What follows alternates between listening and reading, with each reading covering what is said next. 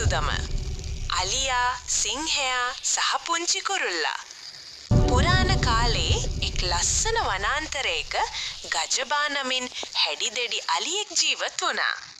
ගජබා කොතර්තිමත්ද කියනවනම් ඔහුට ඕන යන විශාල ගසක් මුලින්ම උදුරා දමන්නට කොරවන්.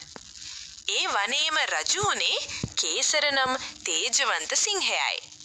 කේසරගේ ගර්ජනාව ඇසෙන විට මුළු වනයම නිශ්ශබ්ද වෙනවා. මොවුන් දෙදෙනාම තමන්ගේ බලය ගැන හිතාගෙන ගොඩක් ආඩම්බරෙන් හිටියේ. අලියා හිතුවා මම තමයි මේ වනයේ ලොකුම සතා කියලා. සිංහයා හිතුවා මම තමයි මේ වනයේ රජ්ජුරුවෝ කියලා. මේ දෙදෙනා අතර කිසිම කතාවක් තිබුණේ නැහැ. මේ දෙදෙනා නිතරම ගැවසෙන මහා නුගගසක චූටි නමින් පුංචි කුරුල්ලෙක් හිටියා. මේ කුරුල්ලා හරිම කාරුණිකයි.